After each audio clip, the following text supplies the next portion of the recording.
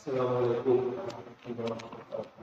Alhamdulillahilladzi hadana li hadzal din wa ma kunna linahtadiya laula an hadana Allah wa bihi nasta'inu ala umuri dunya waddin. May yahdihillahu fala mudilla lahu wa may yudlil falan tajida lahu waliyyan mursyida. Wa bihi nasta'inu ala umuri dunya waddin. Asyhadu an la ilaha illallah wahdahu la syarika lah wa asyhadu anna Muhammadan abduhu wa rasuluh. Fa salawatullahi wa salamuhu alaihi wa man tabi'ahum bi ihsanin ila yaumiddin. Amma ba'du fa ya ibadallah usikum wa iyaya awwalan bitaqwallah faqad fazal muttaqun. Ya ayyuhalladzina amanu taqullaha haqqa tuqatih wa la tamutunna illa wa antum muslimun.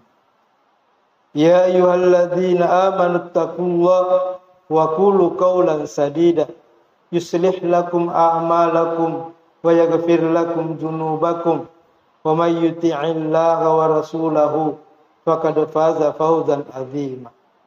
Faqad qala Allah Ta'ala fil Qur'anil Azim wa huwa asdaqul qailin.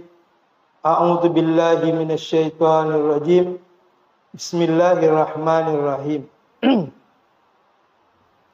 La tajidu qauman yu'minuna billahi wal yawmil akhir yu'aduna man haddallaha wa rasulahu walau kana aba'uhum aw abna'uhum aw ikhwanahum aw ashiratahum ulaika kataba fi qulubihimul iman wa ayyadahum bi ruhin min ila akhiril ayat. Wa qala Rasulullah sallallahu alaihi wasallam wa la ta'murunna bil ma'rufi wa la tanhauna 'anil munkar la yaj'alanna syirarakum a'immah. Sadaqallahul azim wa sadaqa rasulahul karim.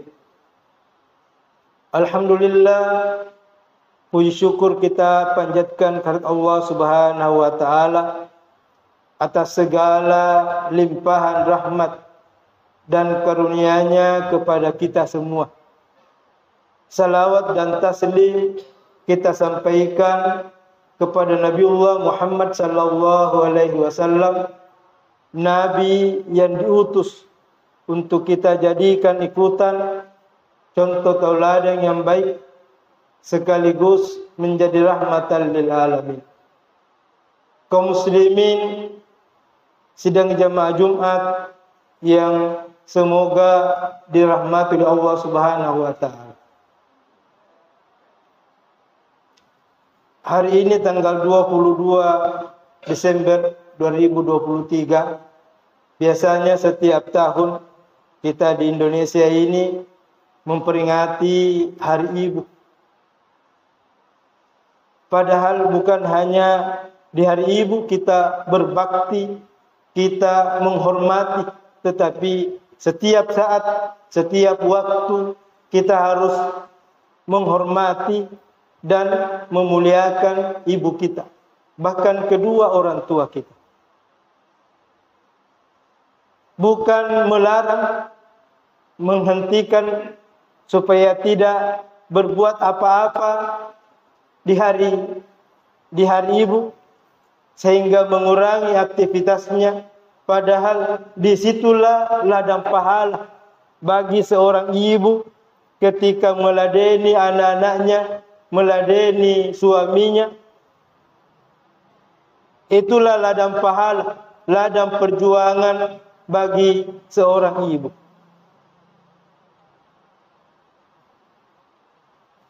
Kemudian saudara-saudara kita yang ada di Palestina, khususnya di Gaza, sampai pada saat ini hampir 20.000 saudara-saudara kita di Palestina yang dibantai oleh Zionis Israel.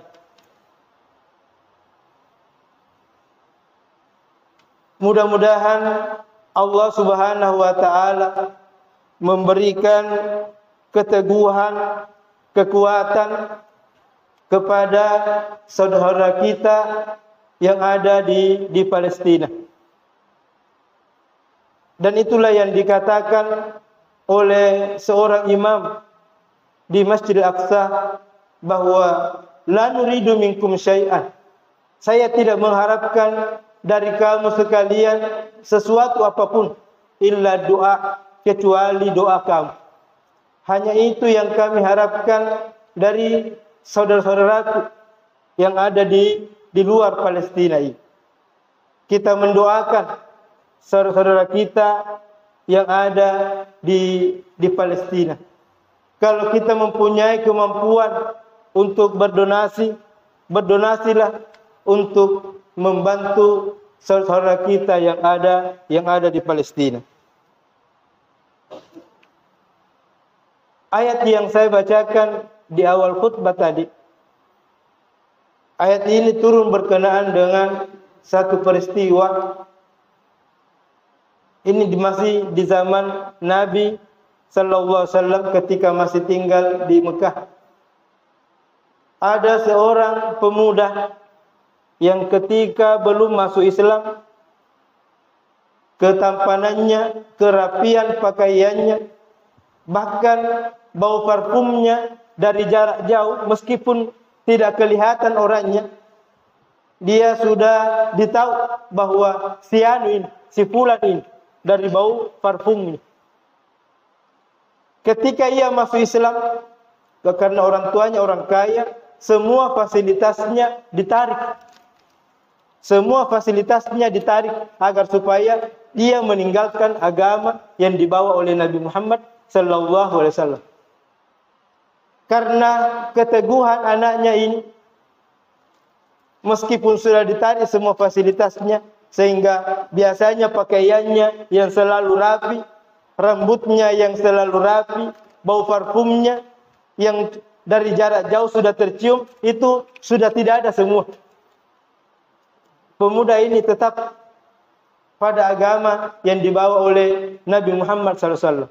Akhirnya disuruh tangkap dan dikurung di dalam rumah. Dan itu juga tidak merubah pendirian anak muda tersebut. Hingga ia bisa melarikan diri keluar dari rumahnya. Tinggal di suatu tempat.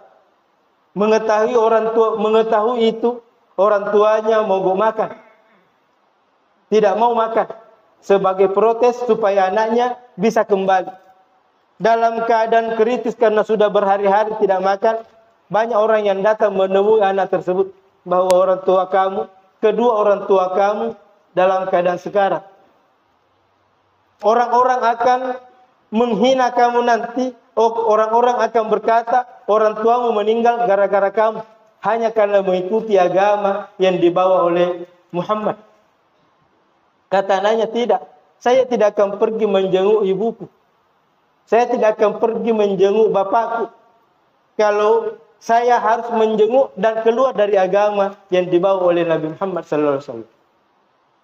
Akhirnya dalam keadaan betul-betul sudah hampir mati, dalam keadaan sekarat, orang datang lagi memanggil anak tersebut. Orang tuamu sudah sekarat, sudah mau mati.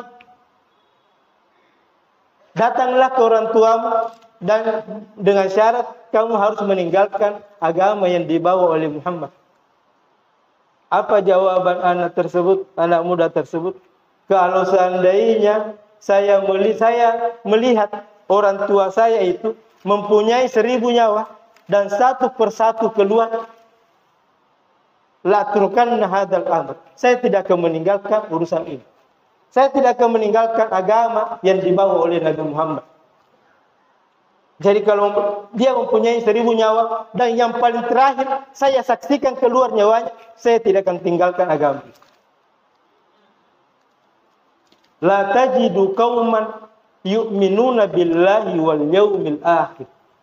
Kamu tidak akan mendapati suatu kaum yu'minuna billahi wal yaumil akhir, yang percaya kepada Allah dan Rasulnya, yuaduna, percaya kepada Allah dan hari kemudian, yuaduna man haddallaha wa rasulah, yang masih cenderung, masih berkasih sayang dengan orang-orang yang memusuhi Allah dan Rasulnya.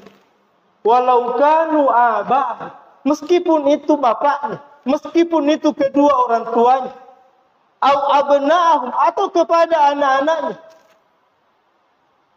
au ikhwanahum, atau kepada saudara-saudaranya, au ashiratahum, atau kepada keluarganya. Jadi orang yang beriman itu tidak akan berkasih sayang. Kalau dia percaya kepada Allah dan hari kemudian, tidak akan cenderung hatinya kepada orang yang memusuhi Allah Subhanahu wa taala dan Rasul. Kalau dia beriman kepada Allah dan Rasulnya. Kalau kita sudah mempunyai sikap seperti itu, karena sikapnya anak muda tersebut, Allah Subhanahu wa taala berfirman, ulaika kataba fi qulubihimul iman. Itulah orang yang dicap di dalam hatinya bahwa dia orang yang beriman yang sebenarnya. Allah menstempel hatinya bahwa inilah orang yang beriman kepada Allah Subhanahu wa taala dan Rasulnya. Wa ayyadahum biruhim min. Dan Allah Subhanahu wa taala menguatkan, memberi penguatan bahwa inilah orang yang beriman kepada Allah dan Rasulnya. Kaum muslimin sidang jamaah Jumat yang semoga dirahmati Allah Subhanahu wa taala. Kita lihat melalui media sosial, media televisi, bagaimana penduduk di Palestina, khususnya yang ada di Gaza, ketika orang dewasa itu kita lihat ada yang anaknya, istrinya meninggal, dia sujud syukur. Dia bersujud syukur bahwa anak dan istriku sudah bertemu dengan Allah Subhanahu wa taala. Dia syahid di jalan Allah Subhanahu wa taala. Padahal keluarganya meninggal semua. Dan ucapannya hasbunallah wa ni'mal wakil, ni'mal maula wa ni'man nasir. Hanya itu ucapannya. Bahkan bukan cuma orang dewasa. Ketika ada anak-anak yang tinggal berdua dengan saudara-saudaranya yang masih kecil, ketika adiknya atau kakaknya itu mau meninggal, dia ucapkan qul la ilaha illallah. Ucapkan kalimat la ilaha illallah. Jangan mengeluh. Jangan menangisi apa yang kamu derita. Qul la ilaha illallah. Bahkan ada satu keluarga yang ketika dalam keadaan luka-luka tapi selamat, orang tuanya itu berkata, ucapkan alhamdulillah. Ucapkan alhamdulillah.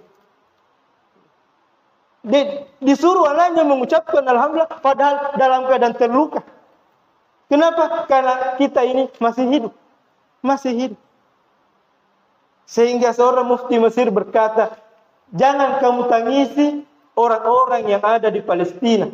Tidak usah kamu tangisi orang-orang yang ada di Gaza. Tapi tangisi dirimu sendiri. Kenapa? Karena kamu tidak bisa berbuat apa-apa. Saudara-saudaramu dihina. Saudaramu dibantai. Agamamu dinistakan. Tapi kamu tidak bisa berbuat apa-apa. Tidak usah kamu tangisi. Tangisi dirimu sendiri. Kenapa? Karena orang yang ada di Palestina, ketika mereka memperoleh kemenangan, maka ia berjuang di jalan Allah Subhanahu wa taala. Ketika ia mati, maka ia mati syahid. Nabi SAW bersabda, "Man lam yaghzu," barang siapa yang tidak pernah berperang, walam yuhaddits fi nafsihi, dan tidak pernah ada di hatinya untuk memperjuangkan agama ini, mata min syu'batil nifaq, maka ia mati dalam keadaan mati ada kemunafikan di dalam diri. Di hadis yang lain, mata jahiliyah. Maka matinya seperti orang-orang yang mati jahiliyah. Jadi paling tidak, kalau kita tidak bisa berbuat sesuatu, kecuali hanya dengan berdoa, hanya itu saja yang dilakukan. Mendoakan saudara kita yang ada di Palestina. Jangan hanya diminta berkorban sedikit saja. Diminta hanya berkorban sedikit saja. Tidak membeli produk yang hasilnya itu sebahagian dikirim ke sana. Dan itulah yang digunakan oleh Israel, Zionis Israel, untuk membunuh saudara kita yang ada di Palestina. Dan ini kita melihat bahwa di dalam Al-Quran, Yahudi itu disebut ahlul kitab. Ya'rifunahum kama ya'rifuna abna'ahum. Orang-orang Yahudi itu mengenal Nabi, mengenal Islam itu seperti ia mengenal anak-anaknya sendiri. Jadi yang melakukan perbuatan pembantaian seperti itu bukan orang Yahudi yang mengikuti kitab, tetapi Zionis Israel. La tajidanna asyaddan nas adawatan lil ladzina amanu yahuda wal ladzina asyraku. Kamu akan mendapati suatu kaum yang sangat keras kebenciannya kepada orang-orang beriman, yaitu orang-orang Yahudi wal ladzina asyraku, dan orang-orang yang mensyarikatkan Allah Subhanahu wa taala. Tidak bisa kita berkomentar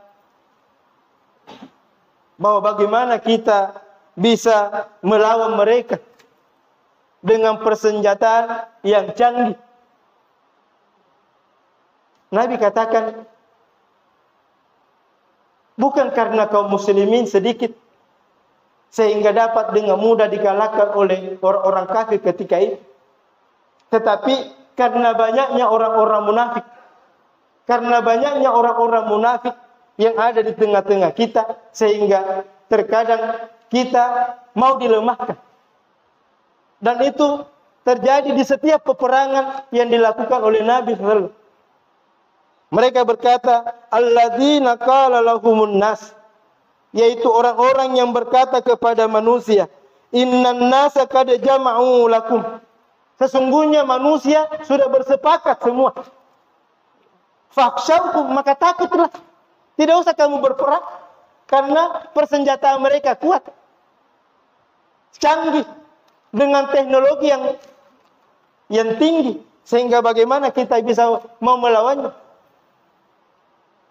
Fazadathum imana, tetapi bagi kaum muslimin ketika itu semakin bertambah imannya kepada Allah Subhanahu wa taala. Wa qalu hasbunallah wa ni'mal wakil.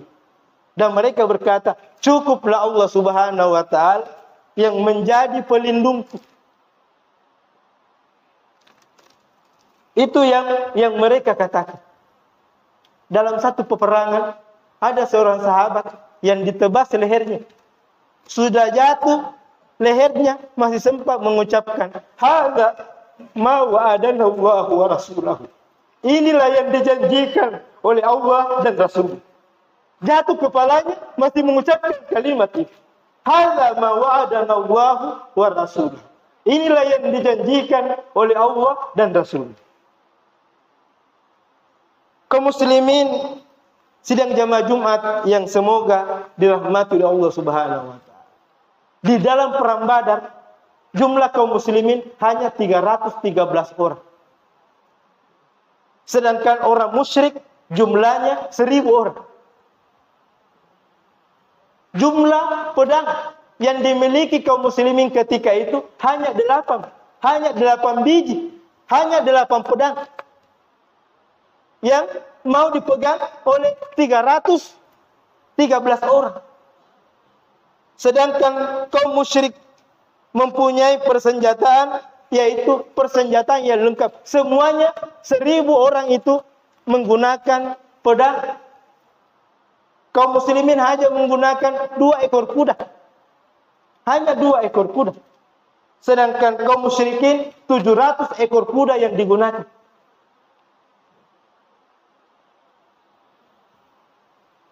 Di dalam Al-Quran Allah Subhanahu wa Ta'ala berfirman, wa a'iddu lakum mastata'atum min quwwati wa min ribatil khair turhibuna bihi aduwallahi wa aduwakum. Persiapkan apa yang kamu punya.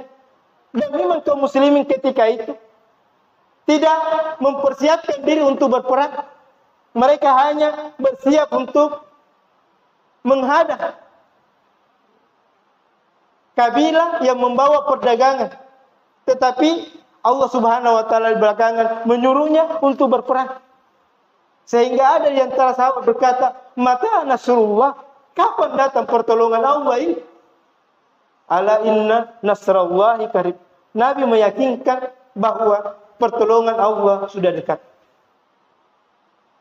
Jadi hanya 313 melawan 1000 yang perlengkapannya sangat kurang. Bahkan ada yang menggunakan pisau dapur untuk maju di perang Badar tersebut. Tapi kaum muslimin dapat memenangkan peperangan. Demikian pula di perang Uhud. Jumlah kaum muslimin 1000 orang melawan pasukan kaum musyrik yang datang dengan segala dendam yang membara di dalam dadanya, membawa 3000 pasukan.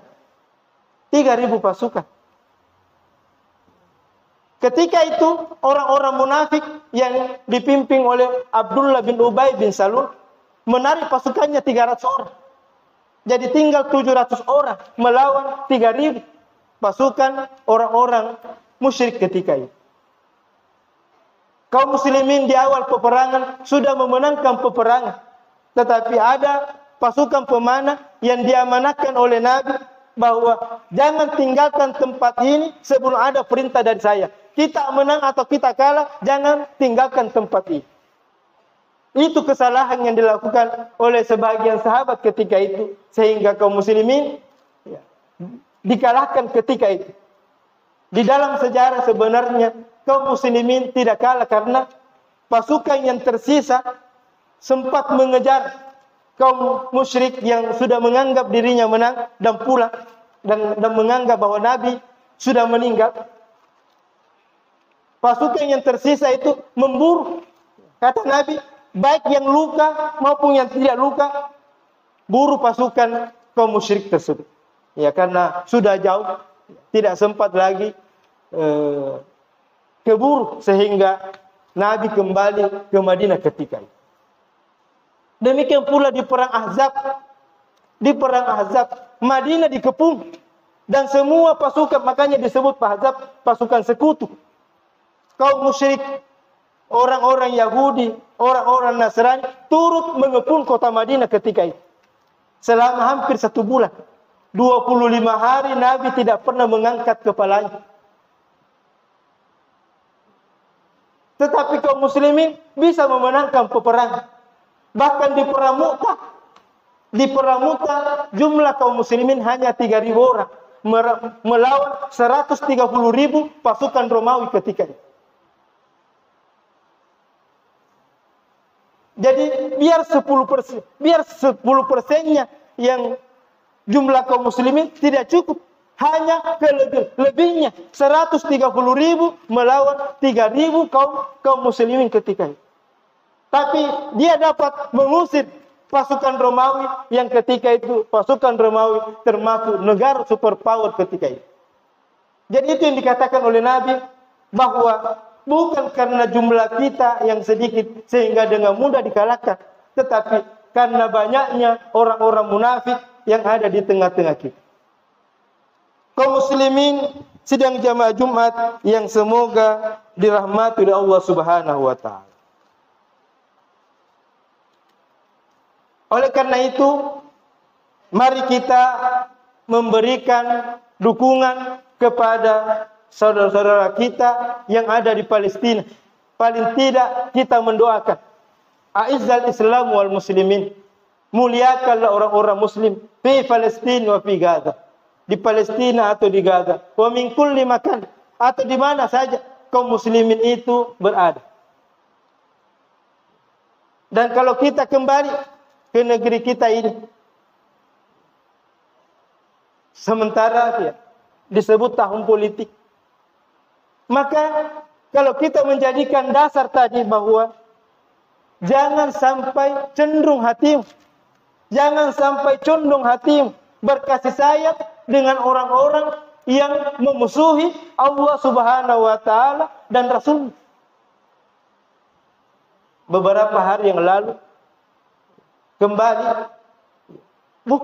bukan orang di luar agama kita yang menghina salah, tetapi yang seagama dengan kita.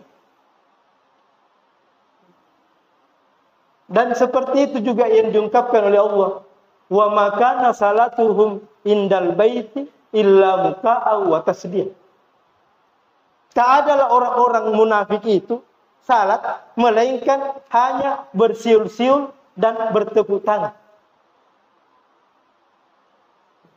Hanya seperti itu cara mereka beribadah kepada Allah.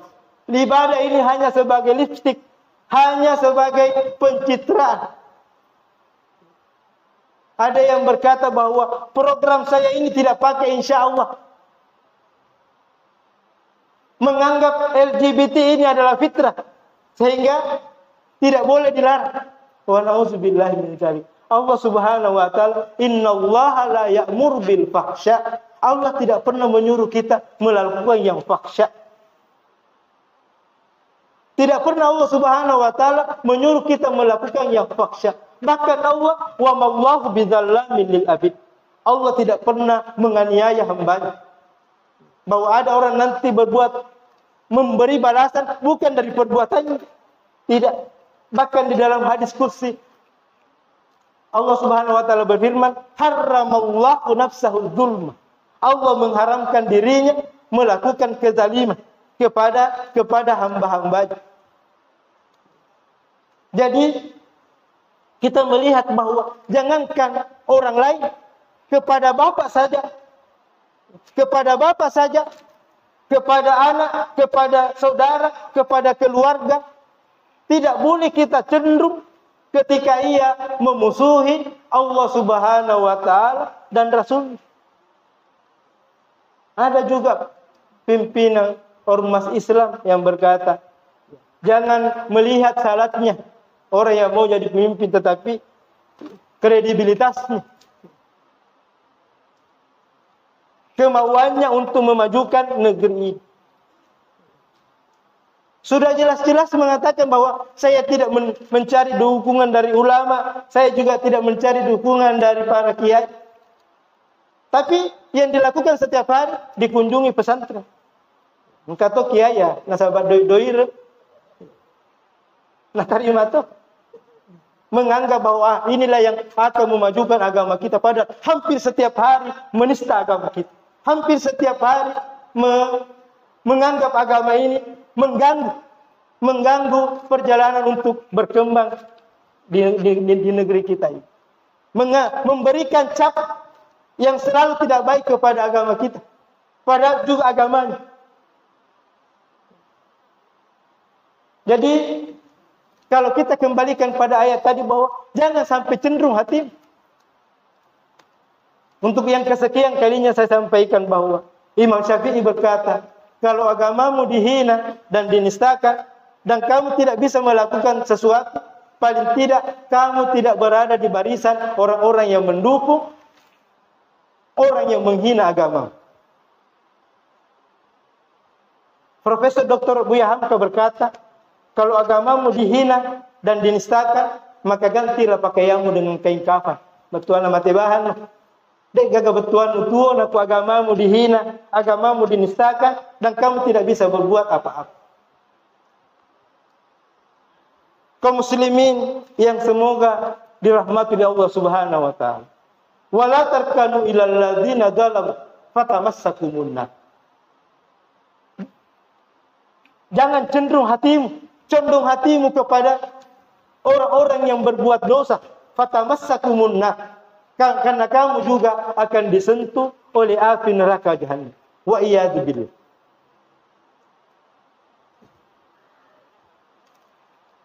Jadi paling tidak kalau kita menganggap bahwa tidak ada yang beres ini, ketika calon ini tidak ada yang beres, yang kita lihat yang paling kurang yang paling kurang kekurangannya atau yang paling sedikit kalau ada juga, kalau semuanya dianggap sering menistakan agama. Karena itu patokan kita. Wala ta'murunna bil ma'rufi wala tanhauna 'anil munkar. Sungguh jika kamu tidak menyuruh kepada yang baik dan mencegah kepada kemungkaran, la yaj'alanna syirarakum a'immah. Maka Allah Subhanahu wa taala akan mengangkat pemimpin orang yang paling jahat di antara kamu. La tattahidul ladzina ittakhadhu dinakum la'iban wa lahu. Jangan kamu angkat pemimpin orang yang menjadikan agamamu hanya bahan olok-olokan saja. Hanya sebagai bahan ejekan. Hanya sebagai lipstik saja. Hanya sebagai pencitraan saja. Selalu menghina agama, tetapi untuk mencari dukungan ke tempat kiai, ke tempat pesantren, dan lain sebagainya. Padahal setiap hari, kalau orang lain yang melakukan, dia menganggap bahwa itu adalah pencitraan, itu adalah hanya untuk memperlihatkan, untuk bahkan disebut sebagai orang yang radikal. Wa na'udzubillahi. Kaum muslimin yang semoga dirahmati oleh Allah Subhanahu wa taala, mari kita kembali kepada ajaran agama kita, bahwa Allah Subhanahu wa taala selalu menyuruh kita untuk melakukan yang baik. Sekali lagi, ketika kita berperang, ketika kita berjuang, bukan kemenangan yang kita cari, tetapi meskipun kita kalah, kalau kebenaran yang kita bina. Kita tidak berada di barisan orang-orang yang mendustakan, menistakan agama kita. Dan itu yang dilakukan oleh para sahabat. Mereka tidak pernah ciut nyalinya bahwa jumlah kita ini sedikit. Bagaimana bisa melawan mereka? Tapi itu yang selalu bahwa kalau kita mati syahid. Iskarimun wa mut syahidun. Kalau kita masih hidup, maka kita mulia, maka hidup mulia. Dan kalau kita mati syahid. Seperti yang dikatakan tadi oleh mufti Mesir, bahwa tidak usah kita menangisi orang yang ada di Palestina, karena mereka sudah memperoleh 2 kemenangan. Ketika ia mati, maka ia mati syahid. Ketika ia masih melawan, maka ia berada di jalan Allah Subhanahu wa taala, karena ia berjuang mempertahankan agamanya. Ja'alani Allah minal aminin wal faizin. Aqulu qouli hadza wastaghfiru innahu huwal ghafurur rahim.